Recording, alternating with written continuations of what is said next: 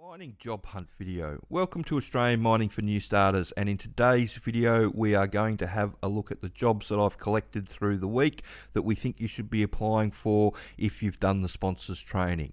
But first, let's have a look at our map. So for those that are new to the channel, you can get some idea where the jobs are that we think you should be applying for, and we are also going to go and have a look through some resume stuff at the end of the video too, so hang about for that. But firstly, this is the map loaded up with all the gold mines and the base metal mines around the country. Why are we telling you to go after gold mines and base metal mines? Well, that's where the future is going to be in mining and where the long-term jobs are. Unfortunately, with coal and iron ore, they've both got their own things going on.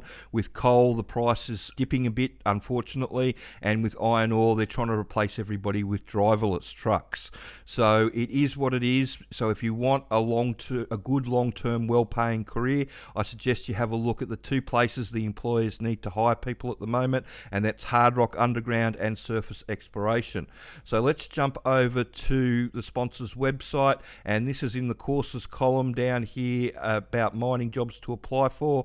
And if we have a look down here, you can see the number of different jobs that we've been able to get people to apply for. And so if we have a look at this is mine site labourers with Calibre Engineering up at Mount Isa. We've had a few people get jobs with them before. They're open to people going up and talking to them that have done the training. So let's have a look at the next one. The next one would be an underground truck operator in WA. And so this is with McMahon's. McMahon's looking for people that are both fly in, fly out, and they're looking for people around Kalgoorlie. You can have a look through all that, so that's a good opportunity as well there. And then you can have a look at this one, which is a truck drivers and nippers trainees job, and this is with Westgold. They're a big owner-operator that have got a number of gold mines in WA that are always looking for people. And this is a good thing to put down to have a look at, is the manual driver's license is non-negotiable. You need a manual driver's license. It's all you need is a manual driver's license, but it's non-negotiable. So yeah, so very important thing with driver's licenses there. But these employers all have the same problem. They all go through a lot of their new starters, and that brings me on to Barminco's latest ad. And for those that have been following the channel for a while, they will have seen this ad a lot before, because I think they've run this ad like 14 weeks out of the last 15. They've got a lot of mines around the country. They turn over a lot of new starters. It's nothing to do with them as a company or anything like that. They're quite a good company to work for. The situation, unfortunately, has got more to do with the people that they're onboarding and how they get onboarded with the time frames and not knowing what they're jumping themselves into. So with all this mining, with all these entry-level jobs, both in the surface exploration and in the hard rock underground, all the employers, if the person goes in green, they turn over more than 50% of their new starters, unfortunately. That's why the sponsors training got written. So the intro to underground mining training got written back in the day. So if we jump over to the sponsors page and the login, I'm logging in as the mining coach here. And if we just go and have a look at basic mine site operation, I just want to give everybody a quick idea of what you learn in the training before we go and have a look at resumes, which we will do next.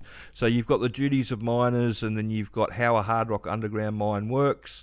And if we go to ground support,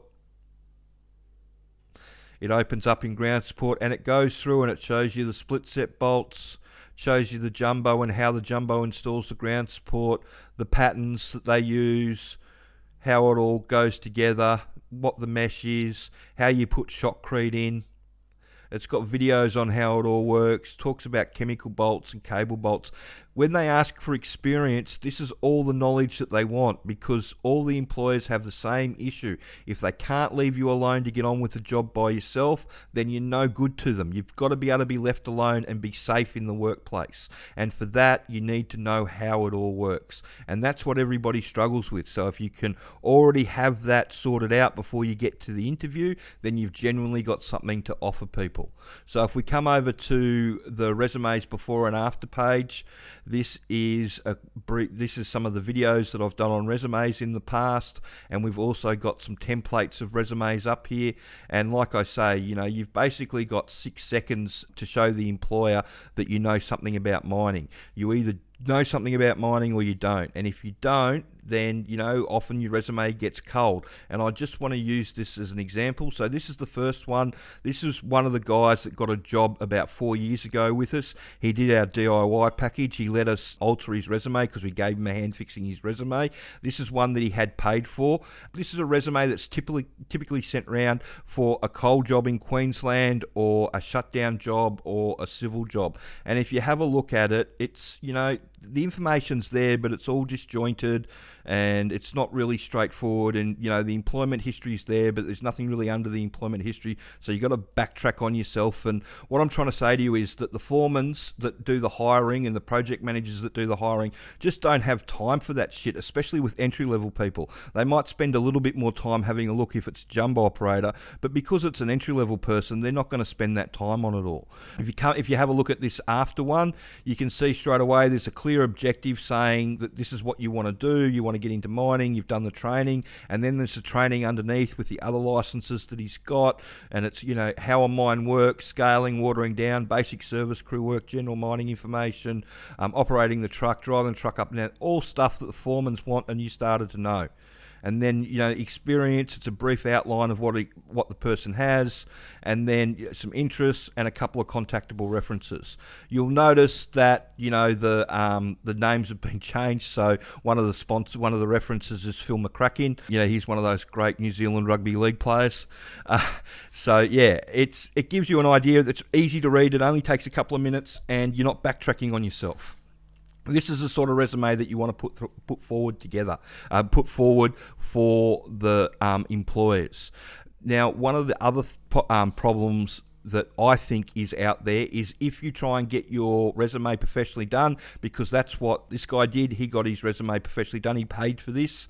And like I said, this is for a shutdown or a civil job. It's not for a production mining job. And the other thing that really grates me with these resume writers that are out there that claim that they know about mining is that nobody tells them about the failure rate with the mining industry. Nobody tells them that even if you do get your resume redone and you get the interview and you get the job, you've still got a greater than 50% chance of failing because you've gone in green and you don't know what's going on the mine site. I have no idea why these resume writers don't encourage people to do the training that we've got. It doesn't cost a real lot. There are instructions in how to redo your own resume in the back there, so that might be one of the reasons. But we've had people take our information to a resume writer before, get them to turn their old resume into what we want, and then get a success out of it straight away. They didn't want to do their resume themselves. They wanted it done by somebody else who used the template that we've got to make it happen. So you can do it that way. But the big problem I've got with the resume writers is that nobody tells you how it's gonna go down once you get the job. That's inexcusable from the resume writers that are supposed to be part of the industry. It's their job to know what's going to happen. They're just setting people up for failure, unfortunately. If they're not telling you to come along and get your mining knowledge up to speed before they put you in for one of these jobs that has got a huge turnover, then all they're doing is taking your money and setting you up for failure and ensuring that they have a long line of unhappy customers that they've paid for their resume once. It just annoys the hell out of me that all these people claim to be from the industry when quite obviously that they're not, because if they were from the industry, they'd know exactly what the problem is and how all these employers go through all these new starters, unfortunately. There's jobs all over the country, but it's not just one employer, it's every employer's got the problem with their new starters. And it is what it is. They've spent a fortune trying to address it, they've spent a fortune trying to fix it. 2 years ago, everybody decided to hit the simulators and go big on simulators. And 2 years on, we still have exactly the same problem. They're still turning over roughly the same amount of people. And if anything, it's gotten a little bit worse because there's more mines open now. So everybody's having to put people on and they're trying to get people up to speed as quickly as possible. And so that's your in. Getting yourself up to speed, already have that mining knowledge in your head and presenting in the interview, that's what's going to get you your job. So I hope you found that information helpful, and if you'd like to ask any mining questions, feel free to ask away, and if you could like the video and share this information around, that would be wonderful. Thanks.